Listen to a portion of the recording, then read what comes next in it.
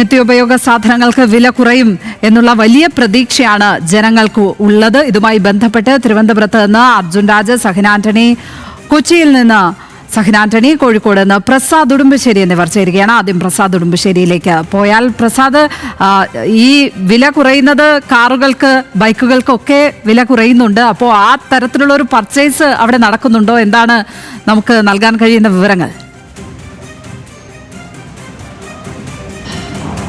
ലക്ഷ്മി, എന്തായാലും 10%, ശരിക്കും പറഞ്ഞാൽ 11% കുറവുണ്ട്.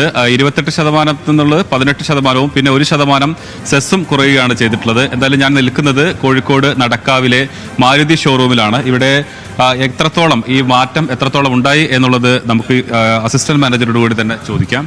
ഇപ്പോൾ ഈ GSTയിലുള്ള ഈ പരിഷ്കരണം നമുക്ക് എത്രത്തോളമാണ് അതിൽ കച്ചവടം കൂടിയിട്ടുണ്ടോ? എന്താണ് GSTയിലുള്ള പരിഷ്കരണം? നേരത്തെ ചെറിയ കാറുകൾ കൂടുതൽ അഫോർഡബിൾ അല്ലാത്തൊരു സിറ്റുവേഷനിൽ വന്നിരുന്നു. ഇപ്പം GSTയുടെ പ്രൈസ് റിഡക്ഷനും മാരുതി GST പ്രൈസ് റിഡക്ഷന് പുറമെ ഇതിൽ മാരുതിയുടെ ഭാഗത്തുനിന്നും ഒരു പ്രൈസ് റിഡക്ഷൻ വന്നു. അതിനു പുറമെ കൺസ്യൂമർ ഓഫർ, ഭീമമായ കൺസ്യൂമർ ഓഫറും കസ്റ്റമേഴ്സിന് കിട്ടാൻ പാകത്തിന് മാരുതി ഒരുക്കിയതിന് ശേഷം ഓൾട്ടോ കേട്ടൻ പോലത്തെ വണ്ടി, ഇതാണ് നമുക്ക് നമ്മുടെ മുമ്പിൽ 3 വാഹനങ്ങളുണ്ട്. ഇപ്പോൾ സാധാരണ പ്രേക്ഷകർക്ക് ഇപ്പോൾ കേട്ടൻ വണ്ടി ഒരു ബേസ് മോഡലാണ് മാരുതിയുടെ. എത്ര രൂപയുടെ കുറവ് വരുന്നു?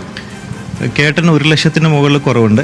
നേരത്തെ 4,30,000 വിറ്റുകൊണ്ടിരുന്ന കേട്ടൻ ഇപ്പം 2,91,000 രൂപയ്ക്ക് അവൈലബിൾ ആണ്. അത്രയും കുറഞ്ഞിട്ടുണ്ട്. നേരത്തെ നമുക്ക് കേട്ടന് പുറമെ നമുക്ക് എക്സ്പ്രസോ എന്നുള്ളൊരു മോഡൽ ഉണ്ടായിരുന്നു. കേട്ടൻ്റെ മുകളിലായിരുന്നു എക്സ്പ്രസോ ഉണ്ടായിരുന്നത്. ഈ തവണ നമുക്ക് പ്രൈസ് റിഡക്ഷൻ വന്നപ്പോൾ കേട്ടന് താഴെ എക്സ്പ്രസോ എന്നുള്ള മോഡൽ വന്നു. 2,81,000 എക്സ്പ്രസോ കിട്ടും. സ്വിഫ്റ്റിന് 80,000 രൂപ വരെ കുറഞ്ഞു. ഇപ്പോൾ സ്വിഫ്റ്റിന് 5,85,000 എന്നുള്ള റേറ്റിലേക്ക് സ്വിഫ്റ്റ് മാറി. ഈ ഓർഡറിൽ വർധനവ് വന്നിട്ടുണ്ടോ? ബുക്കിങ്ങിൽ നമ്മൾ ലാസ്റ്റ് 20th മാരുതിയുടെ പ്രൈസ് റിഡക്ഷന് ശേഷം ഒരു ദിവസം നമ്മൾ 5,500 ബുക്കിംഗ് കേരളത്തിലെടുത്തു. അതുപോലെ 16-ാം തീയതി GST അനൗൺസ്മെന്റ് ശേഷം 16 വർധനവ്. സാധാരണഗതിയിൽ ഒരു ദിവസത്തെ ബുക്കിംഗ് എന്ന് പറയുന്നത് എത്രയായിരുന്നു? ഒരു 600 മുതൽ 800 വരെയാണ്. അത് നമുക്ക് പരിഷ്കരണത്തിന് തൊട്ട് മുമ്പ്. അതെ നമ്മൾ മാസത്തിൻ്റെ മൊത്തം സെപ്റ്റംബർ മാസം മൊത്തം പരിശോധിച്ചാൽ GST അനൗൺസ്മെന്റ് ശേഷം 16-ാം തീയതി മുതൽ നമ്മൾ 20-ാം തീയതി വരെ പരിശോധിച്ച 10,500 ബുക്കിംഗാണ് മാരുതി മാത്രം കേരളത്തിൽ എടുത്തിരിക്കുന്നത്. ഇത് കഴിഞ്ഞ വർഷത്തിനേക്കാൾ 45% വർധനമാണ് കേരള വിപണിയിൽ മാരുതി മാത്രം നേട്ടമുണ്ടാക്കിയിരിക്കുന്നത്. അത് ശരിക്കും കേരള മാരുതി വിപണിയെ ഉയർത്തി ചെറുകാളുടെ വിൽപ്പന കൂടുന്നതായിട്ടാണ് നമുക്കുള്ളൊരു പ്രതീക്ഷ. കാരണം ചെറുകാളുകൾക്കാണ് കൂടുതൽ ഡിസ്കൗണ്ട് വന്നിരിക്കുന്നത്. നേരത്തെ ചെറുകാറുകൾ സാധാരണക്കാരൻ്റെ വണ്ടിയല്ല എന്നുള്ളൊരു കൺസെപ്റ്റിലേക്ക് പോയിരുന്നു. പ്രൈസ് ഇൻക്രീസും എയർ ബാഗും ABS-ഉം ഇതുപോലുള്ള പ്രോഡക്റ്റ് ആഡ് ചെയ്തപ്പോൾ, 6 എയർ ബാഗ് പോലുള്ള പ്രോഡക്റ്റ് ആഡ് ചെയ്തപ്പോൾ മാരുതിയുടെ വില കൂടി. പക്ഷേ ചെറിയ കാറുകൾ ഇപ്പം GST പ്രൈസ് റിഡക്ഷന് ശേഷം സാധാരണക്കാരൻ്റെ ഒരു വണ്ടിയായി 2 ലക്ഷത്തിൽ താഴെ ഒരു വാഹനം കിട്ടും. അതെ. ഇപ്പൊ ശരിക്കും പറഞ്ഞാൽ 2019 മാരുതി വിറ്റ റേറ്റിനാണ് ഇപ്പോൾ പല വണ്ടികളും കൊടുക്കുന്നത്.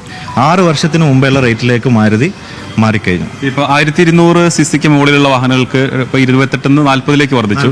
പക്ഷേ ഈ ആ വർധനവ് സത്യത്തിൽ വില കൂടുന്നുണ്ടോ? അപ്പോഴും അല്ല, അവിടെ വർദ്ധിച്ചിട്ടില്ല. നേരത്തെ 45% 28% GSTയും 17% സെസ്സും ആയിരുന്നു. അതിപ്പം ടോട്ടലി 40% കുറഞ്ഞു. അവിടെ നമുക്കൊരു 5% ഒഴിവായി 5% നമുക്ക് അവിടെ ഒരു ഇളവ് കിട്ടാനുണ്ട്.